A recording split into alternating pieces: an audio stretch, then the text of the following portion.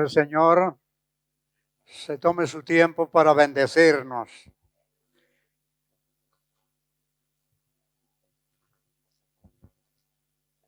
Días pasados estuve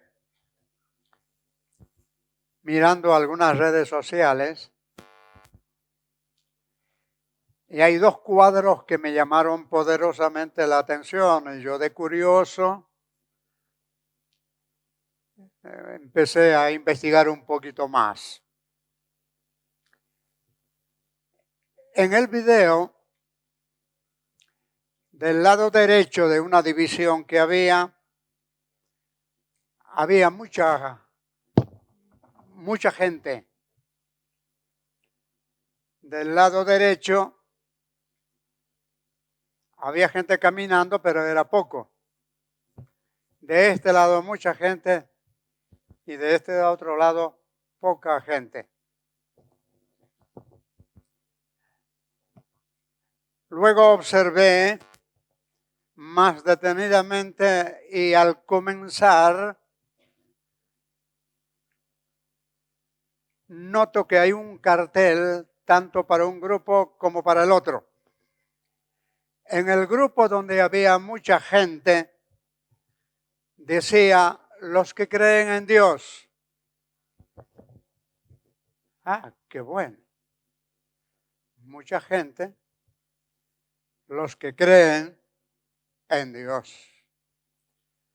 Y el cartel del lado derecho decía: los que obedecen.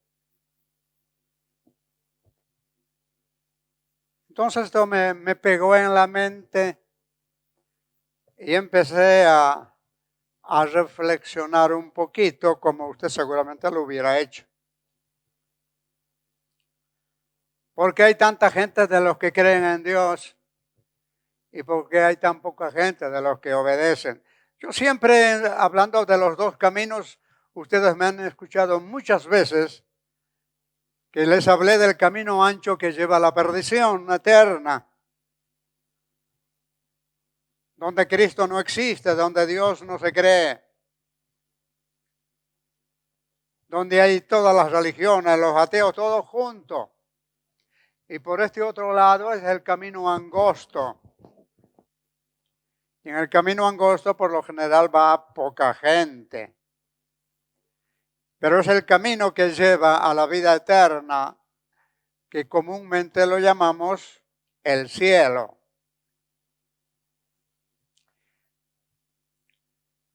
Pastoralmente, cuando yo estoy frente a la iglesia, trato de explicarme a mí mismo y también a ustedes por qué los que creen en Dios son tantos y pocos los que obedecen.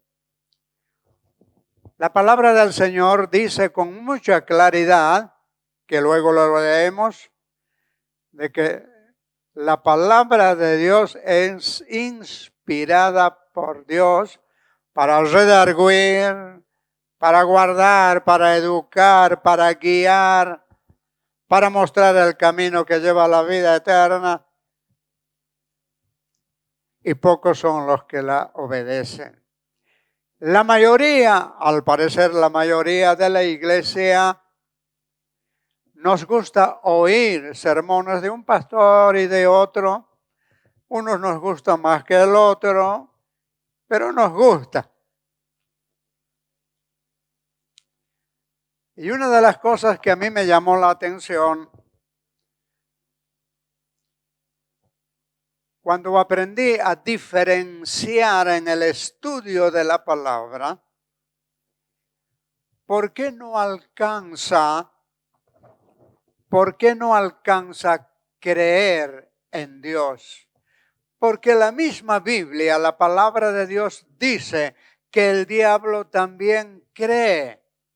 Y no creo que él pueda estar donde yo quiero estar. No creo que él dure en la presencia de Dios, si alguna vez llegase. Entonces, hace mucho tiempo que yo aprendí esto El secreto no está en que yo creo en Dios, sino que el secreto, el tesoro, está en que yo le creo a Dios. Es distinto, totalmente diferente, es como el día y la noche. Creer en Dios, todo el mundo cree, pero su destino final ni siquiera ellos saben. Precisamente lo que confunde a la gente son las religiones que se han metido en ese creer en Dios, porque todos los caminos llevan a Roma, dice por allí un proverbio. Y nosotros tenemos un proverbio que no es chino, ni siquiera es judío, es bíblico. Solamente Cristo. Jesús es el camino, la verdad y la vida, y nadie va al Padre si no es a través de Cristo. Sencillo. Más claro que eso. En otras palabras, sintetizamos. ¿Tenés a Cristo? Tenés vida eterna. ¿No tenés a Cristo? Tenés el infierno. No hay otro. El otro día, toqueteando el celular, encuentro una foto de una virgen. Y el que lo proyecta le dice a la gente que lee las redes sociales,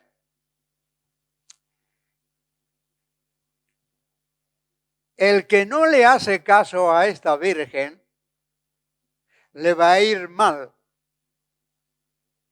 Sí, bueno, pero qué coraje para escribir tantas estupideces. Entonces, de curioso entré en los comentarios. En los comentarios todos estaban de acuerdo. Amén, amén, amén. Tenía unas ganas de predicarle el evangelio que, bueno, pero si yo entro sé que peleo, entonces déjalo ahí nomás. Ustedes saben que si no tenemos conocimiento de la palabra de Dios, si no estamos arraigados por el profundo amor de Cristo, si no estamos convertidos totalmente, vamos a seguir creyendo en Dios y vamos a seguir viviendo en el engaño.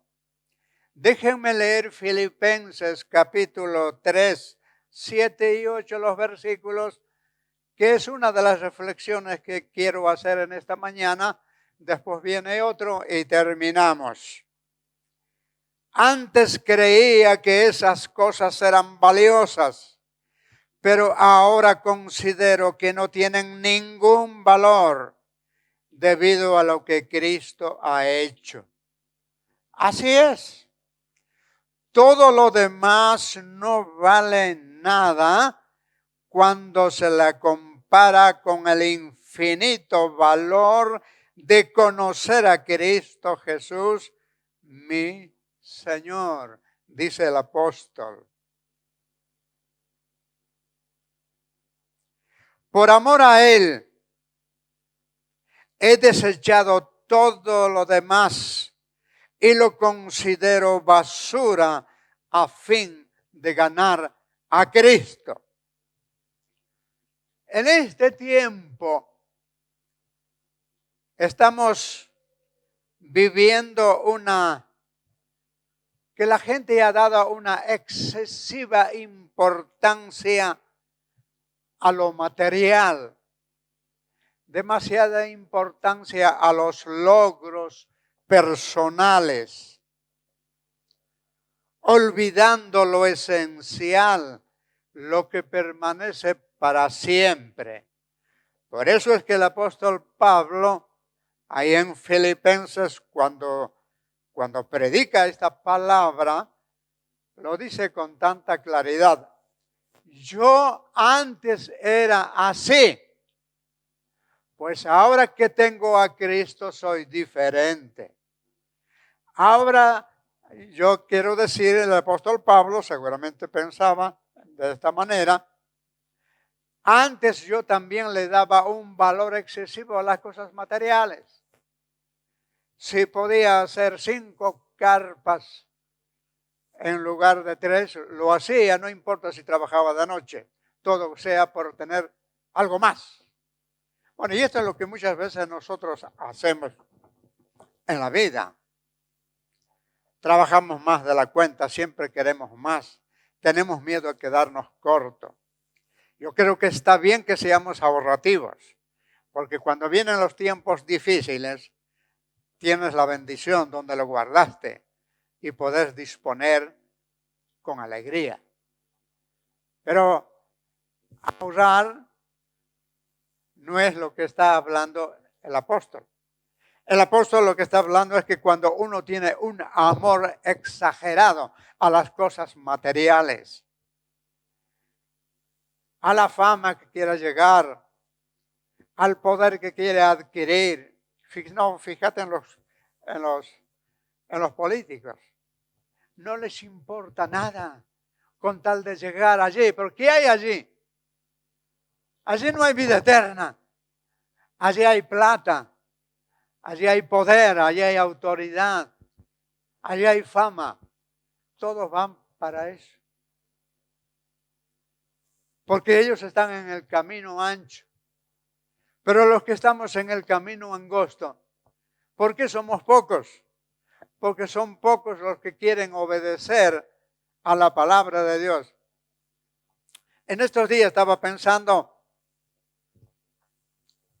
sobre lo que dice, los mismos apóstoles lo han enseñado, que nosotros tenemos que leer la palabra de Dios y asimilarla, reflexionarla y ponerla en práctica. Si usted se queda ahí en la mente con todo lo que recibió, con todo lo que aprendió, ¿de qué le sirve? ¿De qué le sirve guardarlo en la mente una sabiduría? ¿De qué le sirve guardarlo en la mente una bendición de que podría compartirlo de una y de otra manera? No le sirve de nada. ¿Por qué? Porque no aprendió a obedecer. La palabra de Dios es clarísima y el ejemplo lo dio Jesús mismo. El mismo apóstol del quien estamos hablando dice, Jesús fue obediente hasta la muerte y muerte de cruz. Tenemos ahí el líder, tenemos el ejemplo. Miremos en este aspecto a Jesús como él le gustaba oír la palabra de Dios y obedecerla. Porque de eso se trata, hermano. Usted puede engordar, puede ser un cabezón de tantas cosas que tiene en la cabeza, que ha adquirido conocimiento, puede tener títulos. Déjeme decirle que me acuerdo en este momento de una señorita, una hermana en Cristo, que los padres hicieron todo el esfuerzo que podían. Le dijeron que de muy chiquita tiene que estudiar piano. Fue a piano. 1 año, 2 años, 3 años. Toda la vida de la escuela fue a piano. Finalmente se recibió profesora de piano. Pero cuando yo lo puse en el órgano, que en ese tiempo era el órgano, o el piano, o la guitarra, lo que fuera, estaba perdida como perro en cancha de bocha. No sabía cómo salir, no sabía. Sabía cuál era la fa, la clave de fa, la clave de sol y entre otras cosas. Pero no podía sacar la melodía porque no tenía práctica. ¿De qué le sirvió almacenar todo el conocimiento? ¿De qué le sirvió que el padre le comprara un piano fabuloso? ¿De qué le sirvió que le puso en un lugar donde que parecía una diosa musical? ¿De qué le sirvió? Hasta el día de hoy tengo entendido que el piano nunca lo usaron como se debía. y nunca tocó en la iglesia como debía haber tocado. Entonces, vamos a ser muy claros y cortitos. Si Cristo fue obediente y obediente hasta la muerte de cruz, ¿por qué dice hasta la muerte de cruz? Porque morir en la cruz era morir de la peor manera. Y Él aceptó morir de esa manera. Y Él aceptó obedecer sabiendo lo que eso significaba. Créanme, mi hermano, que cuando yo leo esta palabra, decidí poner en primer lugar a Cristo. Porque esto es lo que tenemos que hacer. Cuando vemos todas las cosas cómo funcionan, es mejor decidir poner en primer lugar a Cristo. ¿Para qué? Para que mi espíritu, tu espíritu, se reavive. Y tu mente se ilumine, porque cuando hay palabra depositada en la mente, es como la luz, es como una lámpara que tiene que iluminar.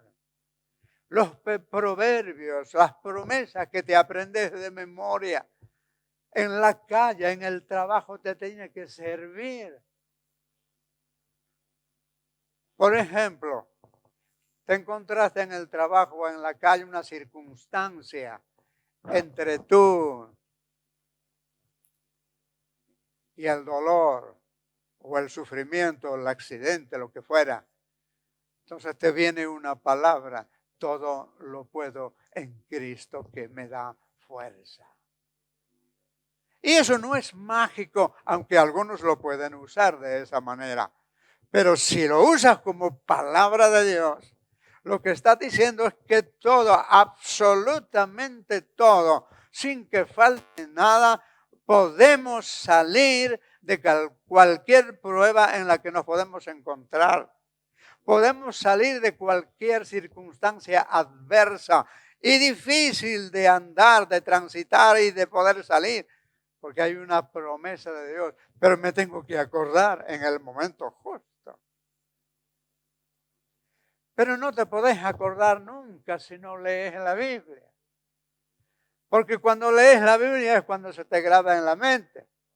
¿Y qué hablar cuando hablamos de depositar la palabra en la mente? Usted sabe que lo primero recibimos en la mente, primero llega acá.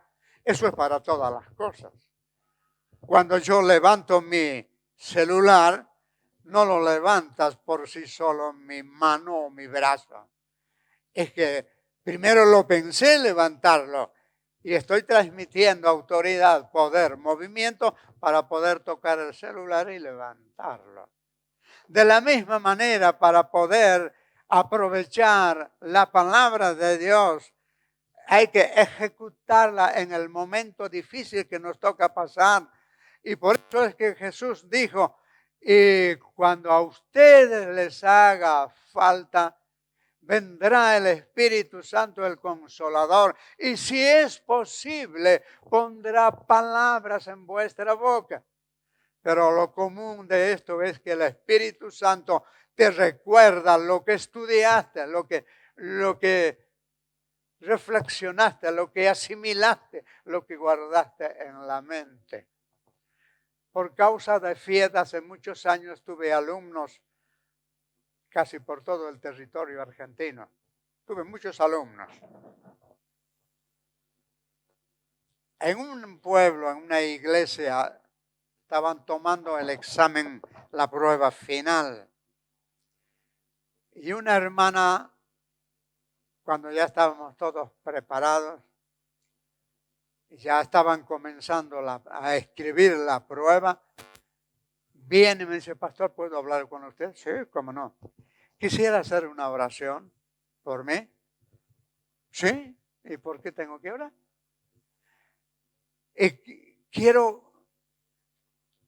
Quiero rendir bien el examen.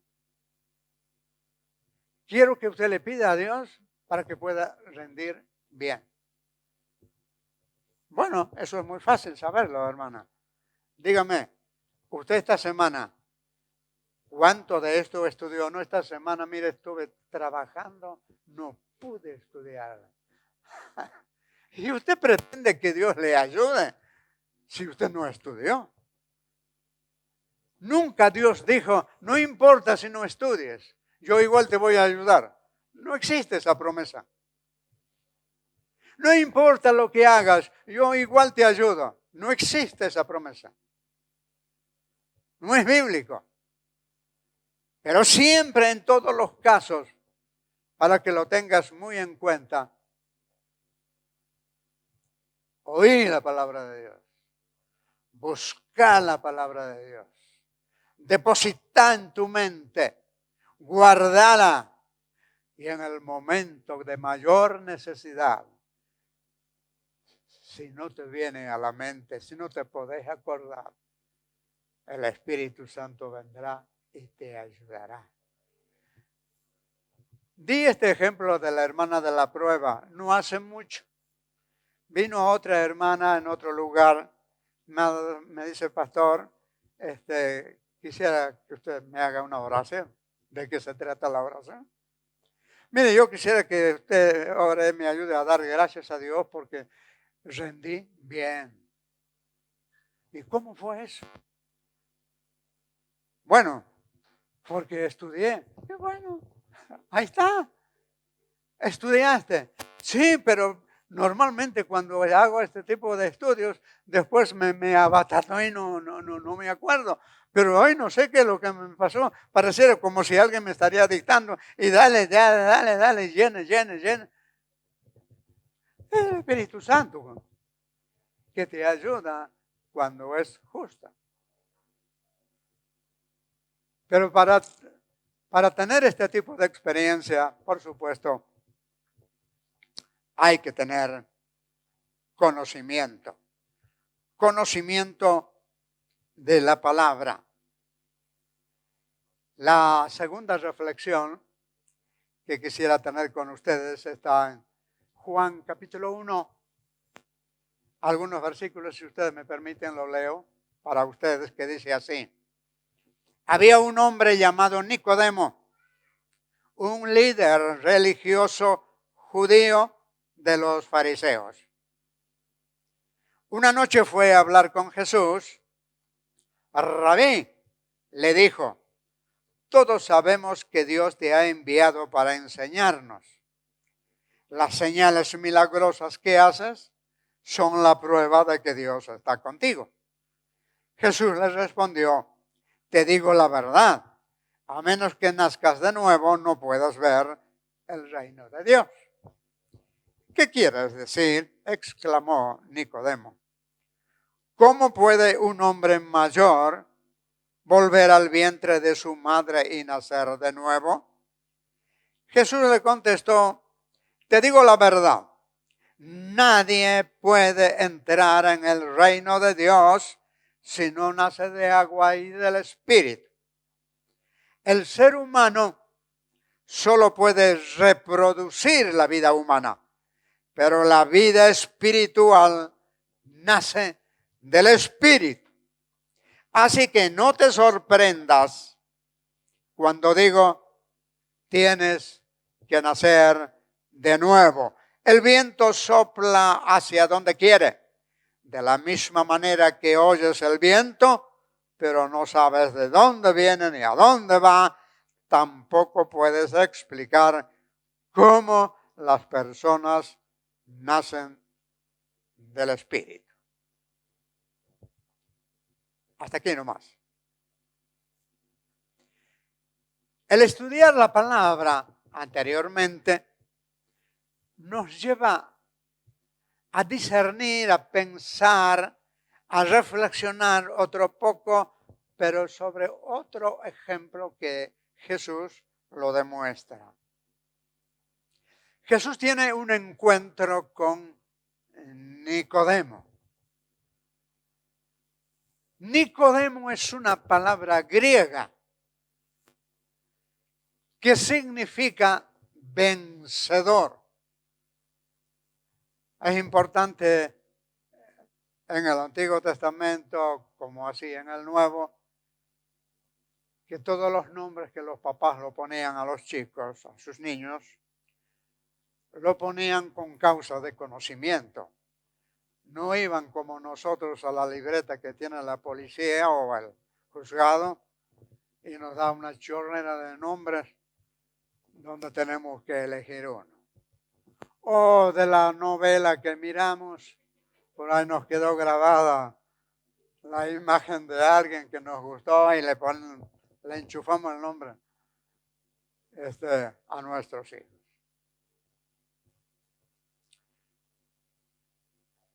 Cuando descubrí que Nicodemo significa vencedor, después de estudiar un poquito más entendí por qué. Está justo el nombre propio, Nicodemo. Tanto como para que tengan presente a los que les gusta la historia. A mí mucho no me gusta. Pero es importante algunas cosas. En aquel tiempo, sobre todo en el tiempo de los macabeos, eso significa esos 400 años de Malaquías a Mateo, hubo un tiempo donde parece ser, por lo que dice la historia, que se ha llenado de gente griega, helénica lo llamaban. ¿De dónde son los nombres como Andrés, como Pedro? No son nombres judíos, son griegos. Ahora fíjense, ¿qué tiene que ver esto? Tiene mucho que ver porque Nicodemo era el líder del pueblo, de la nación de Jerusalén. Ya les explico por qué. Dice la historia un dato muy curioso. Nicodemo era uno de los 3 más ricos de Jerusalén. Nicodemo era miembro del Sanedrín. ¿Qué es el Sanedrín? Es el cuerpo gobernante del país de Israel, de donde él era miembro. Así que no solamente que era religioso, también era político. Bueno, estamos hablando de Nicodemo. Estamos tratando de conocer su personalidad y por qué fue a verlo a Jesús. Más adelante dice, yo lo voy a tratar de sintetizar, que Nicodemo, al ser un líder religioso, era un maestro de la religión. Jesús mismo le dijo, tú eres rabino, maestro. Tú eres fariseo. Hay que tener en cuenta eso. Nicodemo, al ser fariseo, era un maestro religioso destacado, respetado por todo el país, reconocido en todo el territorio palestino en aquel entonces. Ahora bien, dice en esta palabra que Nicodemo, como buen fariseo, se asemejaba un poquito a los que iban conociendo a Jesús, judíos que se hacían cristianos, y el judío común, que creían en la resurrección de los que mueren. Los saduceos, que era otra secta religiosa, no creían y entre ellos tenían una puja, una lucha, una pelea constante de religión. Ahora fíjense que siendo Nicodemo fariseo, entre otras palabras quiero decir que el fariseo, sobre todo siendo maestro, era un hombre riguroso para guardar la ley. ¿Se acuerda que en la Biblia dice, no cambiarás ni una tilde ni una jota. Y hay una condenación para los que cambian. Ellos cuidaban ese detalle, que nadie cometa ese pecado. Es más, Nicodemo enseñaba todas las leyes que él lo ponía en práctica, que eran más de 600. Nosotros conocemos los 10 mandamientos, pero los judíos tienen 600 y más también. Y los fariseos, como Nicodemo, ellos peleaban con Jesús mismo. ¿Se acuerdan cuántas veces los fariseos iban a Jesús? Le decían, ¿por qué tus discípulos levantan el trigo el día de reposo? ¿Por qué tus discípulos arrean una oveja del corral a su casa o viceversa? ¿Y por qué? Bueno, porque era pecado. Era pecado. El día del reposo, según los fariseos, es un día donde no tenés que mover ni las pestañas. Tenés que quedarte quieto en tu casa. Si haces algo de trabajo, estás condenado al infierno. Esa era la ley. Mira, había 3 ejemplos, de los 3 me acuerdo de uno solo que los comparto. Nicodemo enseñaba que cuando la gente iba al espejo,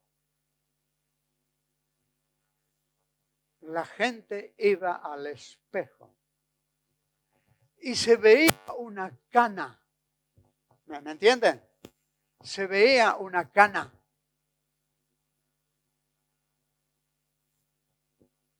Tenía 2 alternativas para hacer esa persona.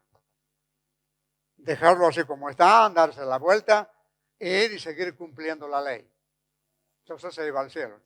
No había problema para él. O arrancarla. Para arrancar la cana, hacía el ejercicio con la mano de arrancar. Esa acción para los fariseos era pecado. ¿Usted quisiera vivir bajo esa ley? Bueno, Jesús vino a darnos libertad. Porque la gente del Antiguo Testamento vivía bajo la ley, pero a través de Cristo, en el Nuevo Testamento, nos trajo un tiempo de gracia que hasta el día de hoy estamos gozando y viviendo. Estamos en la época de la gracia, donde lamentablemente algunos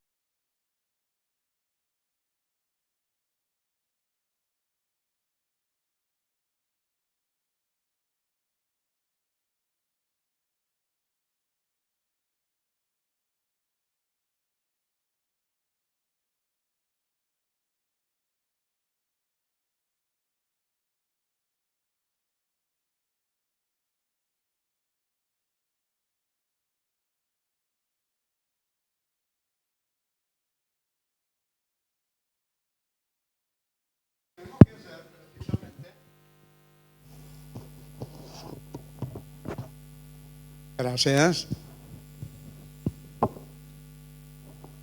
Ya terminamos enseguida. Ya se termina también el mensaje.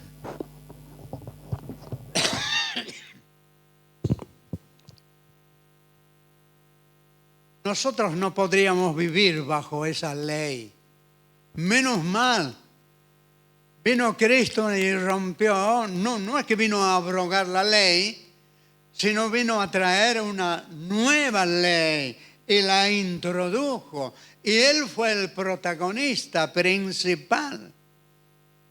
¿Para qué? Para que nosotros vivamos en la libertad del Espíritu Santo.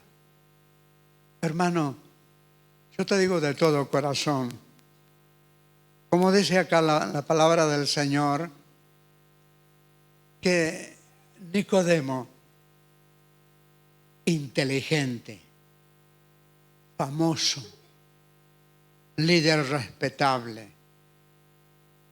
rico. Este hombre no le faltaba aparentemente nada. Sin embargo, vino a Jesús de noche. Vino a buscar a Jesús. ¿Nunca se ha preguntado usted por qué le vino a buscar de noche? Bueno, yo no tengo la respuesta. En todo caso, tengo varias respuestas. Algunos piensan de que son parecidos como aquellas personas que no quieren venir al templo porque tienen miedo que la gente los vea venir y entonces estén hablando en el pueblo. Mira, el otro se hizo evangélico.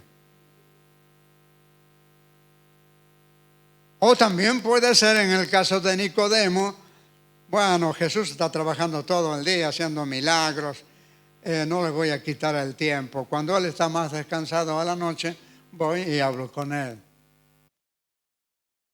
Puede ser. Pero no importa cualquiera sea la situación o el pensamiento. La cuestión que este hombre fue, y él no fue a buscar la vida eterna. Él fue a curiosear. Y como Jesús leía los pensamientos, y en este caso Jesús lo vio en Nicodemo. Por eso le dijo algo que parecía que no tiene nada que ver en el relato bíblico. Por eso le dijo,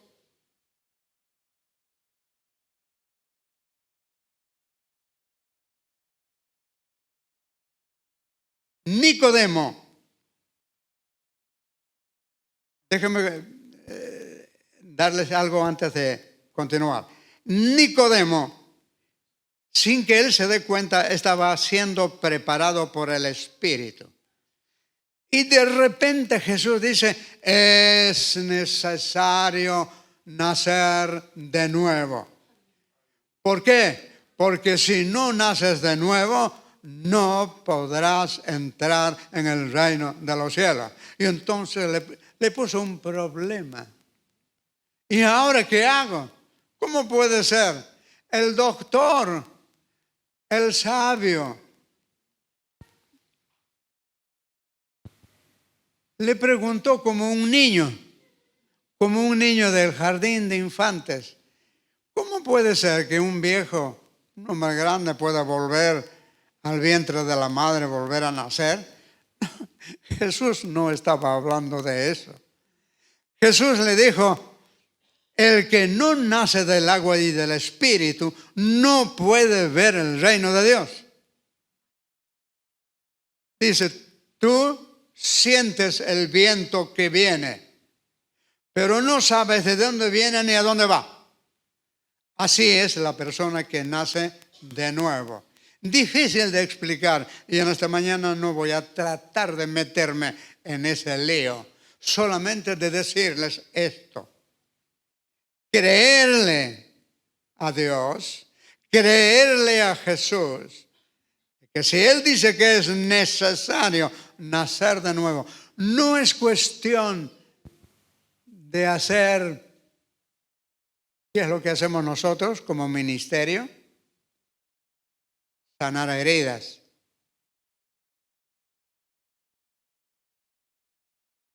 Entre otras cosas. ¿Qué tenemos que hacer para nacer de nuevo? Jesús lo dice, el que no nace del Espíritu. Bueno, vamos a cortar un poquito. La palabra del Señor dice, no se trata de poner parches. No se trata de poner parches. Usted un auto que está chocado, lo arregla, lo hace chapería y pintura. Está arreglado, está emparchado. No es nuevo. Pero lo que Dios está diciendo, ese auto, esa persona emparchada, por más buena que sea, no podrá entrar en el reino de los cielos. ¿Por qué? Porque para entrar en el reino de los cielos es necesario nacer de nuevo. Y el nacimiento solamente te da Dios. Él es el único que tiene este poder para darte una nueva vida. Dios no quiere usar pintura para cambiarte el aspecto, porque el nuevo nacimiento no se trata de eso. Entonces, pastor, usted me está tirando con cosas. ¿Qué hago? ¿Me voy al infierno o no me voy al infierno? Bueno, no me consta, tampoco me pertenece decir a mí. Pero el nuevo nacimiento es espiritual. Todos nosotros ya tuvimos un nacimiento natural. Tenemos un cuerpo y podemos verlo. Y muchos de nosotros, pero no todos, y no estoy juzgando a nadie, muchos de nosotros tenemos el nuevo nacimiento. Hemos nacido de nuevo. Hemos nacido del Espíritu, que no tiene nada que ver con el nacimiento natural. El que nace de la carne soy yo. El que nace del Espíritu soy yo. Y los dos están dentro mío.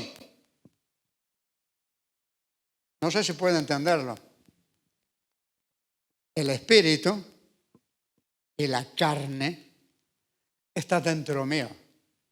Y entre los dos hay una puja, hay una pelea constante.